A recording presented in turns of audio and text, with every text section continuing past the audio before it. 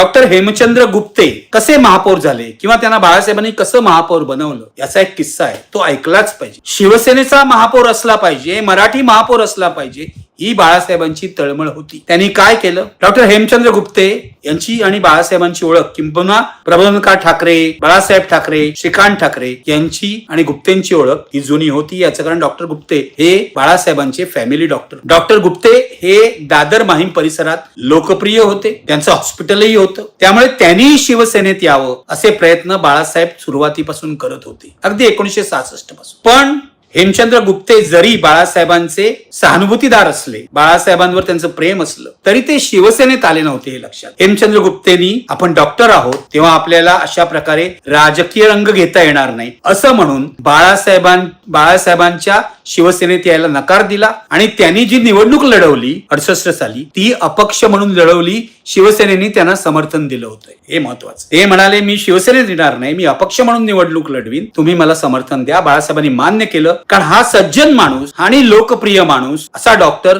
अशी सुशिक्षित माणसं बाळासाहेबांना त्यावेळी शिवसेनेत हवी होती. ते निवडून आले, अपक्ष म्हणून निवडून आले, अपक्ष नगरसेवक, शिवसेना समर्थित अपक्ष नगरसेवक. झालं असं की 1971 साली मुंबई महापालिकेत महापौर पदाची निवडणूक आली. त्यावेळेला परिस्थिती अशी होती की 140 सदस्यांची महापालिका होती. आज 227 आहे, लक्षात ठेवा. 227 ऐवजी 140 होती. मुंबई सुद्धा लहान होती, लोकसंख्या सुद्धा लहान होती. 140 सदस्यांची महापालिका होती. त्यापैकी 2 सदस्यांनी राजीनामा दिला होता. त्यामुळे 138 सदस्य होते एकूण, 138 नगरसेवक होते एकूण. यापैकी संघटना काँग्रेसकडे, त्यावेळेला काँग्रेस फुटली होती, इंदिरा काँग्रेस आणि संघटना काँग्रेस. तर संघटना काँग्रेसकडे 42 सदस्य सुरुवातीला होते, ते कमी कमी होत 34 उरले होते. शिवसेनेकडे म्हणजे विरोधी पक्षांकडे 41-42 सदस्य होते. ही महापौर निवडणूक जाहीर होण्याच्या आधी किंवा जाहीर झाली तेव्हा असं म्हणा, बाळासाहेब ठाकरे डॉक्टर हेमचंद्र गुप्तेंच्या दवाखान्यात गेले आणि एकटे गेले नाहीत, त्यांच्या बरोबर होते